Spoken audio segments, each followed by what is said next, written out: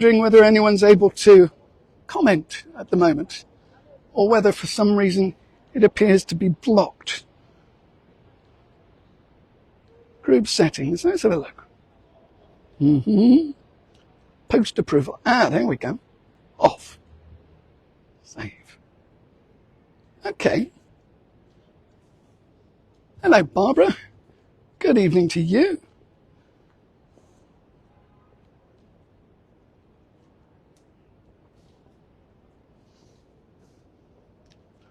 I'm just trying to establish, we've got about 4 minutes or 5 minutes to go. I'm just trying to establish whether anyone's able to post comments or whether there seems to be something blocking people. So someone could say hi. That would be helpful. And then I'll know whether I need to change the settings in the group chat. And this is where our story starts. In fact, it's where another story starts. A very famous story by Charles Dickens, written in 1843, was A Christmas Carol. And A Christmas Carol was his most popular and enduring classic. And the story of A Christmas Carol begins here, outside the Royal Exchange. In fact, in the very first lines of A Christmas Carol, this building is mentioned. This is the opening sequence to that story. Marley was dead, to begin with. There is no doubt whatever about that. The register of his burial was signed by the clergyman, the clerk, the undertaker, and the chief mourner. Scrooge signed his name to it, and Scrooge's name was good upon change for anything he chose to put his hand to.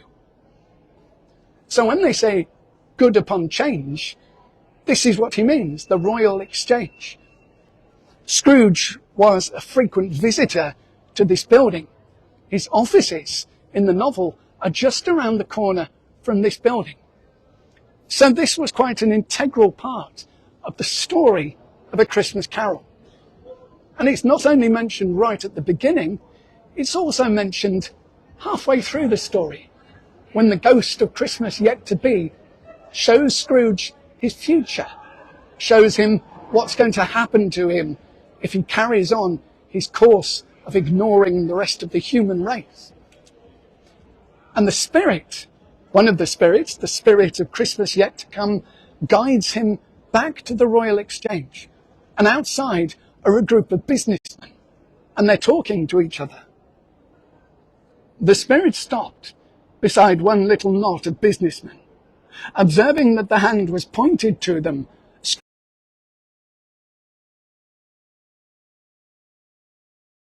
Scrooge advanced to listen to their talk. "No," said a great fat man with a monstrous chin. "I don't know much about it either way. I only know he's dead."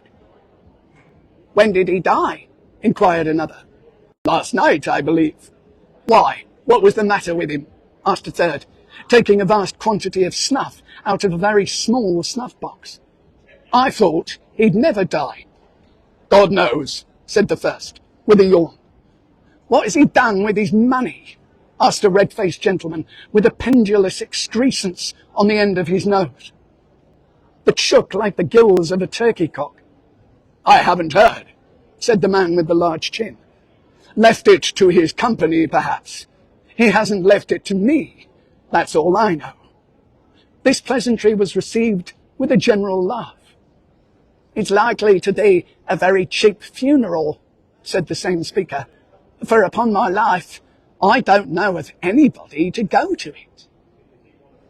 So this is where the ghost of Christmas past takes Scrooge in order to show him the error of his ways. Now, the Royal Exchange itself was the financial capital of London at the time, the place where deals were made. But in 1666, the whole place burnt down. This was during the Great Fire of London. And when it was rebuilt, it was never quite the same. A new building was put in its place, but by the 1980s, it had changed its purpose completely. And nowadays,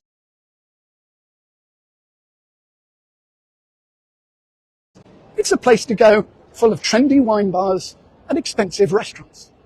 And I'm going to show you inside the Royal Exchange, as long as we don't get turfed out by security. So we're going to take a peek inside this incredible building that stood here in one form or another since the 16th century. This was a banking institution, a place where the stocks and shares were sold. And so, as you can imagine, it was meant to look very impressive.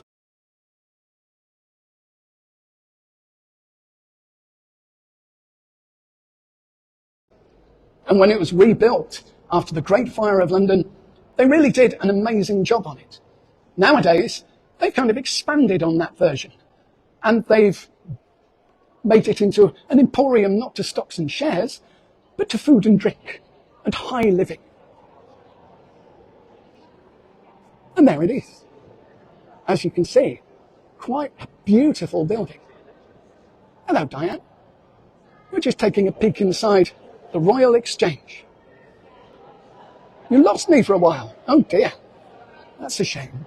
It is a beautiful building. But look at the shops. You can see you've got Tiffany & Co. Shops of that ilk, selling all sorts of amazing goods, very expensive goods, I suspect. And up there, up on the second, third, fourth levels, those were the offices of the bankers. But it wasn't the office of Scrooge. Scrooge would never have lived in a place like this. This was far too public for Ebenezer Scrooge. So he lived somewhere different. And I'm going to take you to the place where he's supposed to have made his offices. It is beautiful architecture, and it's a nice place to come and eat and drink and spend lots of money in Fortnum and Mason and Tiffany's. Beautiful shops, a champagne bar over there. You were stuck on the old link. Hello, Rose, I'm glad you found us. On the new link. I had some problems, I think, with the commenting section. People weren't able to comment properly on the tour. And I couldn't have that. Because I do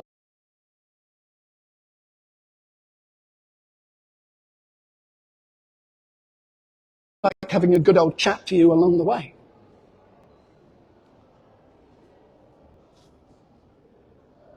So this is the old Royal Exchange. It was rebuilt in 1666. Nice place to take a girl on a first date. It certainly is, John. The place I took Olivia on a first date was the Natural History Museum. Just as good, just as interesting. And less expensive, of course. Not that that was the reason, of course. He hastens to add. Now, I just want to show you, because I know we have an American contingent. It's stormy up north. Indeed it is, Laura. It's stormy down south as well. There was an American philanthropist called Peabody, and he set up a trust, charitable trust, that saved many old buildings, including buildings around this area. Not McDonald's. Certainly not. KFC maybe, but never McDonald's. This is George Peabody, and he was an American philanthropist. As you can see from this plaque here, born in Danvers, Massachusetts in 1795, died in London, 1869, American philanthropist and great benefactor of the London poor, accorded the honorary freedom of the City of London in 1862. Yeah, we're having a discussion about first dates now, aren't we? I think we've kind of ruled out McDonald's and Pizza Hut and places like that. And we're plumping for the Royal Exchange or possibly the Natural History Museum. Either of those places are perfectly respectable for a first date. So Scrooge was meant to have known this area very well. Charles Dickens knew it very well. He worked around this area as a solicitor's apprentice. But when he wrote A Christmas Carol, he wanted to root it in real places. a McRib wins every girl's heart. There we are, John. Words of wisdom. So he based Scrooge's offices on some of the dark alleys that go off these main roads. And that's where we're headed to next. We're going to find what is supposed to be, the Dickens aficionados say, is the location of Scrooge's office. Now, there are several clues in A Christmas Carol about where this office might be. One of the clues says that there's a big church that tolls right opposite the offices. And that's the Church of St. Michael's that we'll see in a moment. But the trouble is that all the area around here has got lots of little passageways, lots of innumerable little courts and backyards that go off in all directions. Like this one, Ball Court. Oh, now I wanted to show you something. Across the road, recklessly. A great first date, to look at scaffolding. Exactly. I just wanted to show you Ball Court. Now, this isn't the one, although it looks pretty Victorian and seedy. But I wanted to show you the shop that's being advertised here because it's such a cool name. Look at this. Number 13, Savile Row. Cad and the Dandy. What a great name. What a great name for tailors and shirt makers. Cad and the Dandy. Anyway, I'm distracted now. We're going to get back on the right side of the road because I'm going to show you the place that was almost certainly the inspiration for Scrooge's counting house, his office in the city. And it is down one of these little alleyways, but not the one that we've just seen. There's an even smaller alleyway, even more dingy, even more disreputable. And that's where we're going. It's a place called Newman's Court. And it's just round the corner here, near the barber's signs.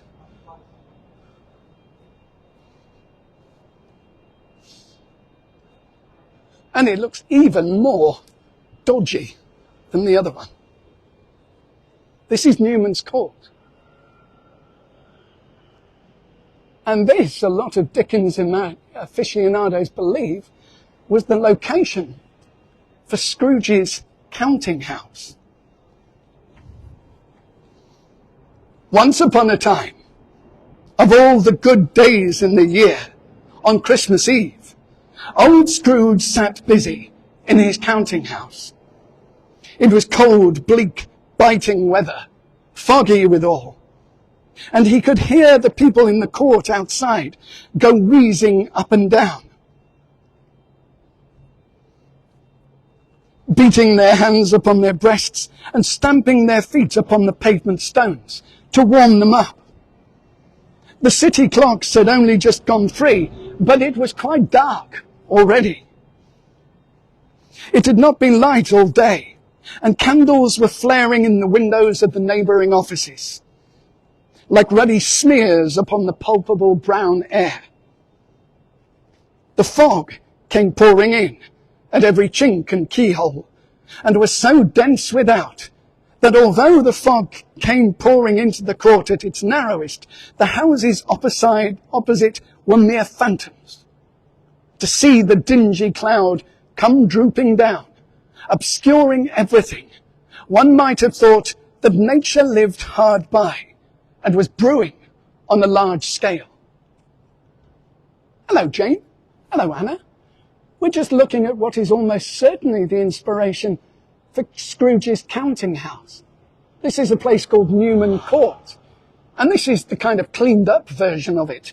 You can probably imagine what it was like in the 19th century, the squalor, the darkness of this alleyway. And it seemed to be a perfect location for Scrooge's counting house. The counting house itself, of course, has been immortalised on stage and screen. I've got a picture which I quite like, which shows you what this dingy little office at the end of an alleyway would have looked like. Now, Scrooge, Dickens mentions the fog in the opening to his story, the fog coming in at every chink hole. Hello, Bonnie. Good afternoon to you.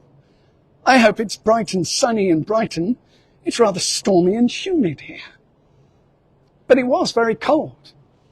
And it was especially cold during the time of Charles Dickens. Charles Dickens was the one that almost single-handedly created this idea of the Victorian Christmas, the snow on the ground, the carol singers all around, the fog that crept into every building. He uses fog to great effect in many of his stories, like Bleak House, where he describes fog coming into every area of London. Now, the reason he talks about this terrible weather was because it really was much colder at the time. Britain had just come out of a mini ice age, and this mini ice age had lasted for hundreds of years. The era of child labour, exactly. Now that's interesting because A Christmas Carol was never originally meant to be a fictional story about a miser. And it was meant to be a factual story about the poverty of the working man. That was what Dickens originally intended. But then his editor suggested that he might need to give it some more oomph. And so he turned it into A Christmas Carol.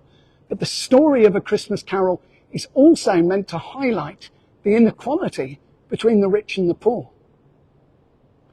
But as to the cold, the weather was very different in the days of Charles Dickens.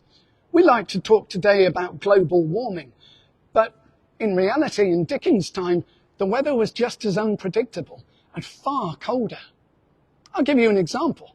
The weather was so cold that at times the River Thames froze over. The last time it did this was just before Charles Dickens was born. And he would have heard stories about it, stories of the frost fairs that used to take place on the River Thames.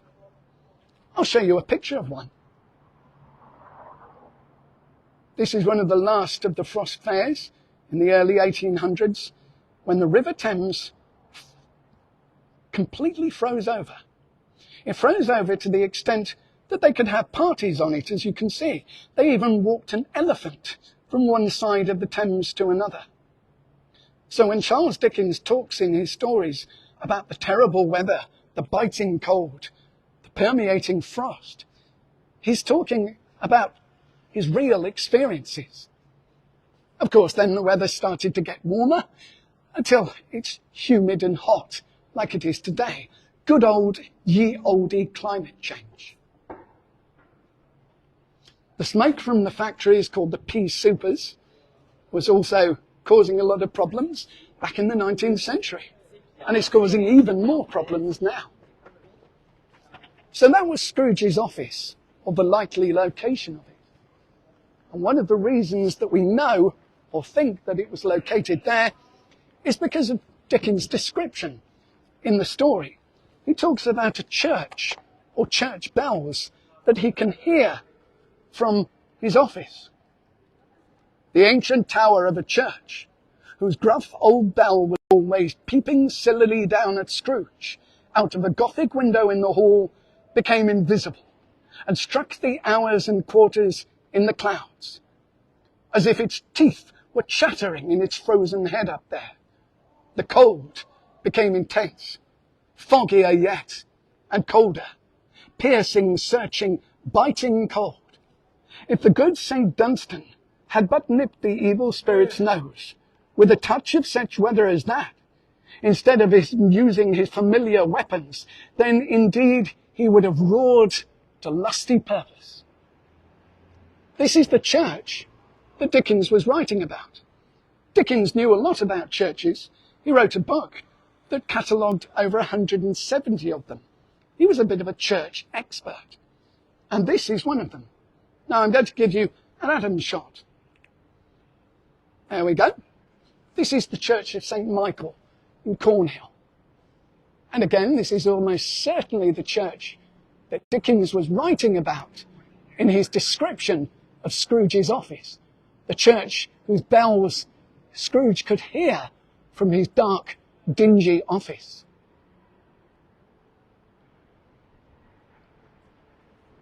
Hello, Kurt Vile. Good afternoon to you. I'm sure you're going to provide us with many facts from your amazing brain. There we are. Thomas Gray was baptized then. Triple backflip. Thank you, Bonnie. Do I get marks out of 10? Are you going to hold up a placard?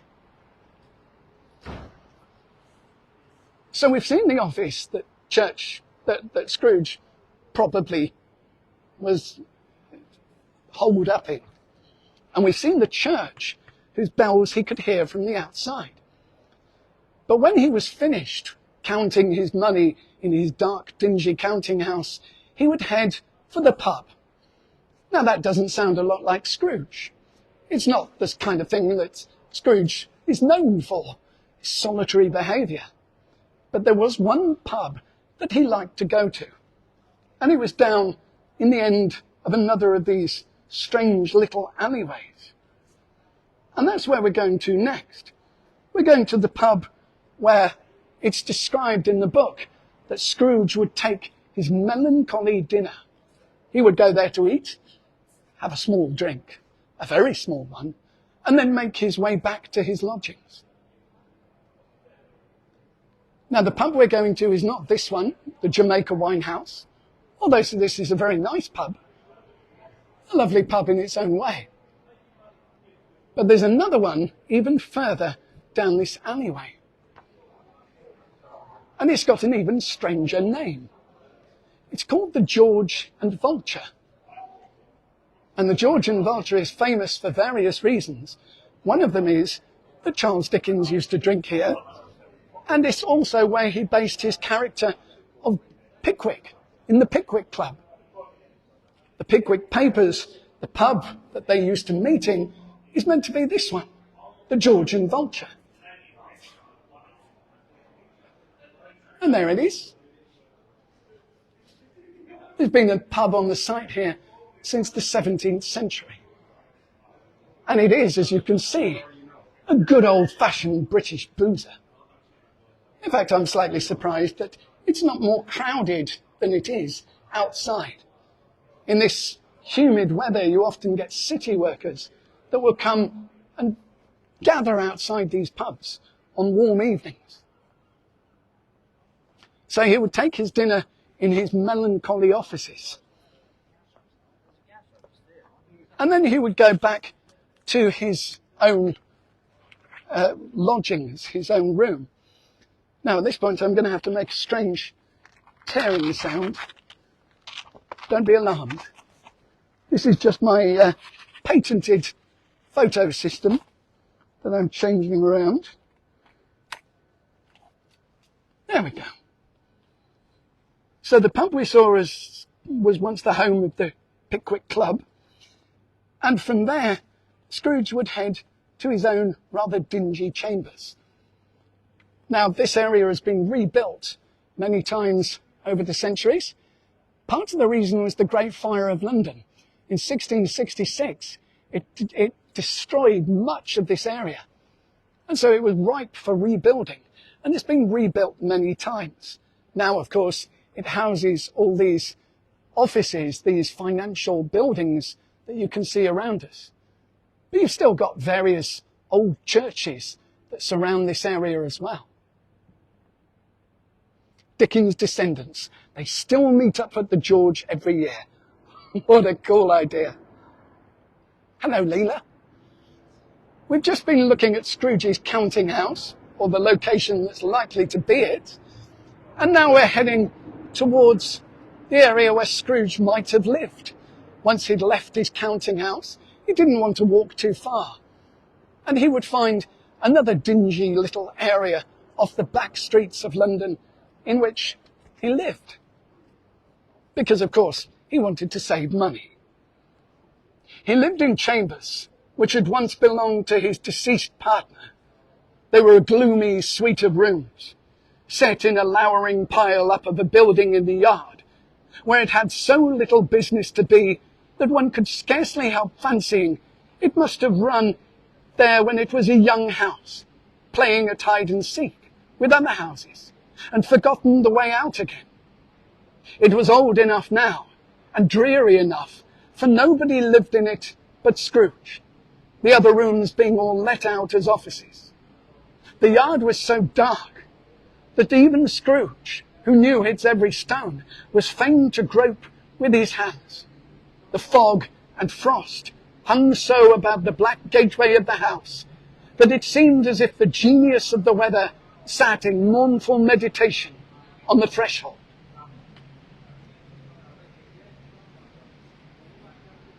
So these are some of the gloomy destinations all around London that were once the setting for Charles Dickens' A Christmas Carol. But the character of Scrooge himself is also based on a real person, or several real persons. One theory is that Charles Dickens took a trip to Edinburgh, and in an Edinburgh graveyard he found the grave of a man called Ebenezer Scroggy. And he kind of adapted that name and then twisted it around a bit. And he decided that he would then turn that into Ebenezer Scrooge. But that might have been the inspiration for Scrooge's name, but the inspiration for his character certainly came from somewhere else. It came from a man who was an MP, a Member of Parliament. Dum dum da! There's my parliamentary reference. You see, I got it in there. I might even have another one as well. Hello, Mike. We're just talking about the real-life inspiration for Ebenezer Scrooge. And one of the most likely candidates, a man who was alive before Charles Dickens was born, was a man called John Elwes. And he was an MP. And here's a picture of him. As you can see, he looks rather a rum cove himself. The guy who ate rats. Exactly, Natalie. That sounds a little bit more like a horror film, but it's possibly true. He was an incredible miser, but only as far as his personal life was concerned. He does look rather weird looking. But John Elwes was an MP, and he lived a similar kind of existence to the fictional Ebenezer Scrooge. So, for instance, he would go home and refuse to wash for days or weeks on an end in order to save water. He would save money by eating candle wax and apparently at one time eating rats as well. Anything that was free and cheap and easy to use. Hello, Annette, Oregon tour guide. We're just talking about eating rats and candle wax. I'm just discussing my dinner plans for later in the evening. Or possibly we could go here, to the Gaucho. Now, this isn't the Groucho Club, by the way, that's totally different. But this is the Gaucho, an Argentinian steakhouse. And it's rather nice. It does bear a striking resemblance to John Leech's illustrations of Scrooge. So many people illustrated Dickens' stories, and one of the most famous was John Leech, who did very impressive illustrations of many of his stories. So this man, John Elwes, was likely to be the inspiration for some of Scrooge's character. In reality, John Elwes would help his friends and comrades, and he was, by all accounts, a very generous person, spending money on other people. It's just he didn't spend it on himself. And as someone has recently mentioned, he may well have had OCD himself, which could have explained his behaviour in some way at least. Probably stood in the rain for a shower. Almost certainly, Dawn. And at the time in London, that was a dangerous thing to do. The rain was polluted. The air itself was polluted with the pea supers, the fog that was pouring into the city. So the rain wouldn't have been terribly clean. Perfect husband. Well, good luck to you there, Bonnie. But we are getting towards the main attraction. And the main attraction is actually dwarfed by these incredible skyscrapers, these financial megaliths that surround the financial area of the city. He did reference Elwes in Bleak House. So we're heading towards Leadenhall Market, this beautiful Victorian building that is dwarfed on either side by these rather horrible monstrosities in glass and steel. Scaffolding, oh yes, there is scaffolding galore in this area. Don't worry, Carol Sue, your scaffolding needs will be well catered for in that respect. Yeah, Dickens, I think, had quite a fascination with John Elwes, and that fascination almost certainly included the creation of the character of Ebenezer Scrooge. So here's one of the several entrances to Leadenhall Market. Now this particular entrance, some of you might recognise, especially if you're Harry Potter fans, because this is referenced in the Harry Potter films. This is where Hagrid takes a young Harry Potter to find the leaky cauldron. Here we go, let me do a picture overlay for you. Are you ready? This is the scene here. And this is the scene from the film. You can see the big hairy guy himself meeting Harry, taking him through into Leadenhall Station and taking him to the leaky cauldron. So this is quite a famous place. It's been in various films and books over the centuries. Leadenhall Market itself is very old. Not as old as it looks here. This is a Victorian addition, and a beautiful one. The glass roof, the struts that were laid over it. This all happened in the 19th century. But it actually dates back to 1321. In fact, it dates back even further. They found the remains of Roman ruins underneath this marketplace. They found what remained of a forum, a meeting place, a Roman meeting place, a place where people would go to discuss politics and things like that. So there's Roman ruins underneath this building, but the original market was created in 1321. And it was created by a very famous Lord Mayor of the time. A Lord Mayor who may or may not have possessed a cat of prodigious abilities. Hello, Elizabeth. You come exactly at the right time as we come into the glory that is Leadenhall Market. Now, the market itself for hundreds of years served as a meat market. All manner of poultry and fish and all sorts of animals were displayed here. And you can see that from these strange contraptions up on the side of these buildings. This is where the poultry, pigs, the chickens, were all hung on display so that you could browse and find what you were looking for. So they were all pinioned on these hooks, hundreds of them on either side. Ah, Dawn, you've guessed. I am indeed talking about Dick Whittington. Oh, no, you're not, I hear you say. Oh, yes, I am. Ad infinitum. You see, when I was growing up, Dick Whittington was really nothing more than a character in a pantomime. Every year they have various pantomimes, one of which, a recurring favourite, is Dick Whittington, all about the young boy who comes to London seeking his fortune, bringing with him a cat and a knapsack tied in a string on his back. You recall butchers like that as a child? Yeah, the butchers were here way up until the 1940s, 1950s, even afterwards. It's only in the last 30 or 40 years that it's been renovated as a place of fine dining and fine spirits, champagne, Yifang fruit tea, and that kind of thing. Now again, it's fairly quiet. Considering the weather at the moment, I would expect it to be a lot busier. Scrooge almost certainly sends the young boy here, exactly, to buy the plump turkey for the Cratchits. There were many markets around in Scrooge's time, but this was one of the best meat markets in the area. And of course, it's very close to where Scrooge's house is said to have been. Thank you. Oh, thank you. I've just been told I dropped something. Very kindly, they saw me dropping it, which is good.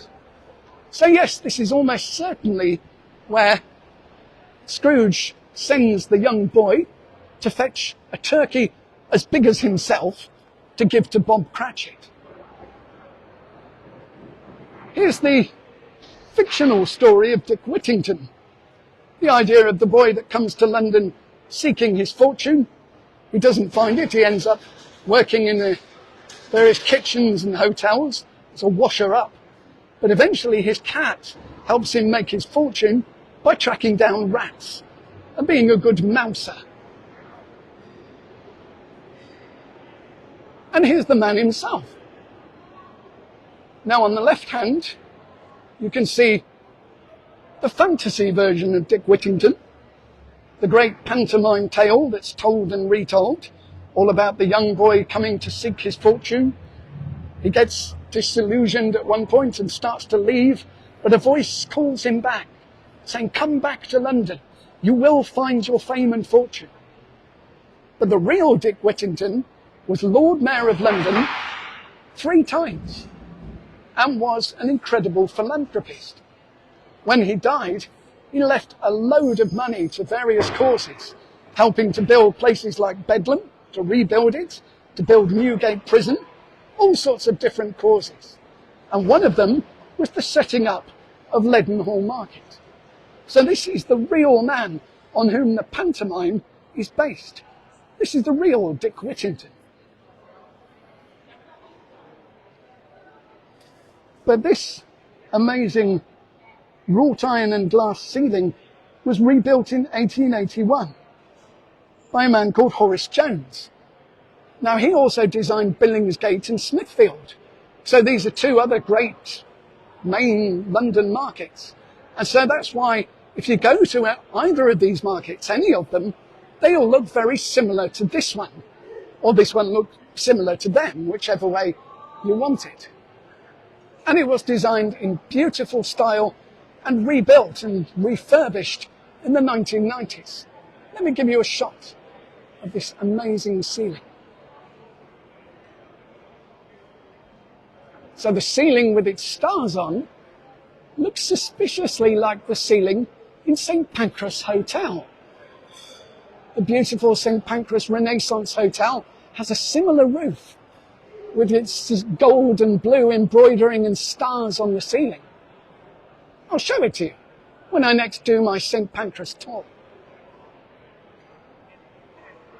Horace Jones' greatest legacy was Tower Bridge. It certainly was. Tower Bridge was again rebuilt in the 1960s, upgraded and given all sorts of new equipment to it. So this was the area, another area that Charles Dickens would have known well. Not the Pizza Express, of course, that probably wasn't there at the time. But he certainly knew this market area very well. And he describes it in several of his novels. He uses it in many of his books. And he talks about it in his sketches by Boz.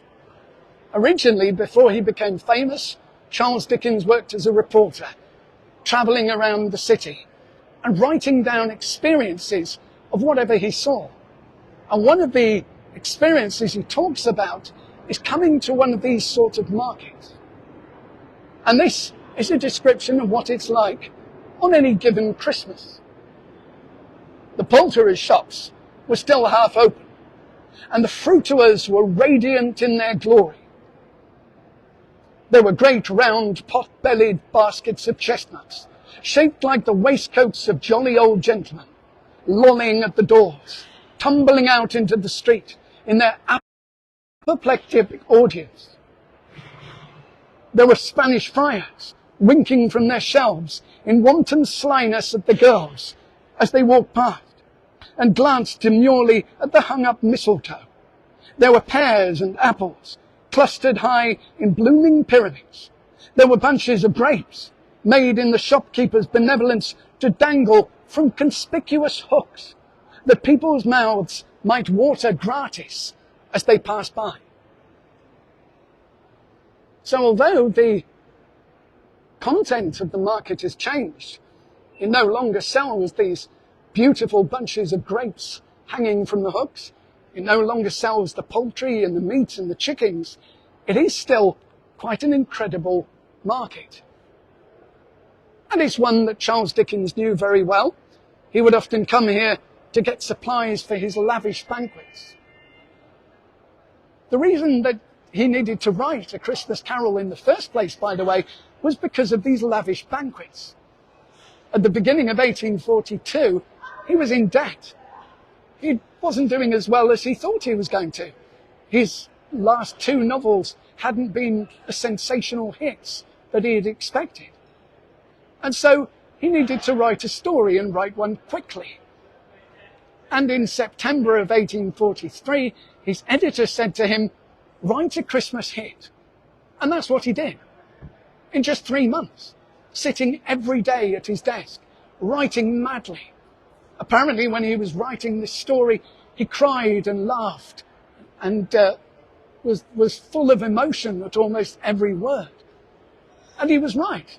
The story saved his bacon, and it meant that he could buy more bacon and carry on having his great banquets that he enjoyed so much for his friends and family. But of course, this was something that Charles Dickens had not been able to do himself when he was young. His father had been thrown into a debtor's prison. He'd ended up working in a blacking factory on the banks of the Thames. So his newfound fame brought him riches beyond his dreams. And this was what he used them for, to come to markets like this and buy lots of nice food for his friends. So, ladies and gentlemen, I hope you've enjoyed this little stroll through the world of Charles Dickens and Leadenhall Market. It does look like there's going to be a thunderstorm at some point very soon. And I'm rather averse to getting struck by lightning. It's not on my list of to-do things. So thank you all very much for coming. My darling Olivia will, I'm sure, post various links. And that's where you can find ways of tipping me on Buy Me a Coffee and on PayPal. Now you can also find, if you haven't had enough Charles Dickens, you can also find me reading one of Dickens' most famous stories. It's a story called On Duty with Inspector Field, and it's where Dickens travels round. It's based on his real life experiences. Dickens travels to some of the worst areas of London, around St. Giles, rookeries at the time, full of criminals. And I do an audio reading on my new audio page. It's one of many that I'm developing, all around the themes of my talks. And you can find that in the links and have a listen. But for the meantime, thank you all very much for coming. I hope you've enjoyed our little wander around London.